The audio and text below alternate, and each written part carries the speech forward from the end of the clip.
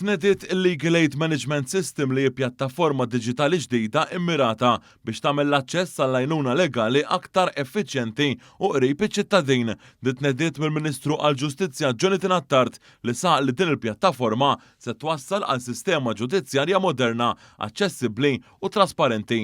Il-Ministru Attard tenna l-impenn tal-Gvern li jsaħħaħ is-servizzi offruti lil persuni vulnerabbli li għandhom bżonn għajnuna legali.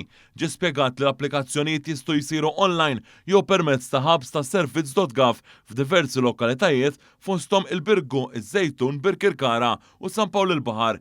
Intqal li fl-aħħar sena biss saru aktar minn 2000 talba għall-għajnuna legali, madwar 500 oħra fl-ewwel kwart ta' din is-sena. Il-kap eżekuttiv tal-Aġenzija tal-Għajnuna Legali Bruno Zara qal li l-introduzzjoni ta' din is-sistema hija pass ċar lejn ġustizzja aktar aċċessibbli. Id-diġitazzjoni tal-għajnuna legali mhux hemmhekk sempliċement biex tissostitwixxi l-element uman, iżda huwa hemmhekk biex jissupplixxi dak li diġà hemm biex jgħin lill-individu liċ-ċittadin Malti sabiex ikun jista' jibbenefika mis-servizzi li l-Gvern joffri.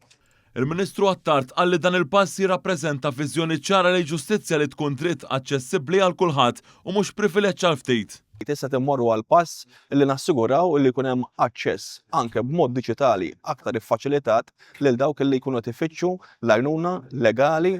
Il-Ministru tkellem ukoll dwar żieda ta' 38% fl-allokazzjoni finanzjarja għall-Aġenzija meta mqabbel mas-sena ta' qabel. Intqal ukoll li kien hemm żieda fir-risorsa umana hekk kif l-att ta' avukati żdied minn 24 għal 56 sabiex toffri servizz aktar speċjalizzat u professjonali.